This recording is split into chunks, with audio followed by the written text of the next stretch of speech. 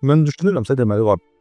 Bu ifadələr Fransız filosofu René Descartes-ə məxsusdur. Descartes düşünməyin onun mövcudiyyətində bir sübut kimi görürdü. Amma gəlin Türk serialı olan Leyla və Məcnun'a bir hissəyə diqqət edirək. Düşünüyorum. Öyleyse var.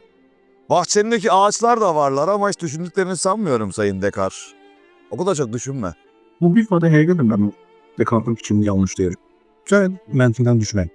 Descartes bu ifadəni niyə işlətmişdir? Çünki Descartes əgər həyatınızda bir dəfə də olsun nəsə bilmək istəyirsinizsə, bütün bildiklərinizdən şübhə edin demişdir. Və buna görə də öz sözünə sadiq qalaraq bütün düşündüklərinə və bildiklərinə şübhə etmişdir.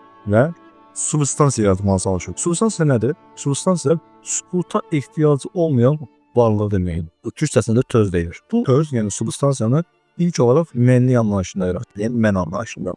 Mənası nədir? Mən düşünürəmsə, yəni artıq bir fəaliyyət icra edirəmsə, bu artıq mənim varlığımın göstəricisidir. Yəni mən öz varlığıma şübhə eləməyin, zaten özümün var olmasını labət edir. Yəni mən var olmasam öz varlığımın da şübhəni biləcəm. Ona görə də sizin Descartes demək istəmir ki, varlığın hər bir nəsnə varlığını düşünür.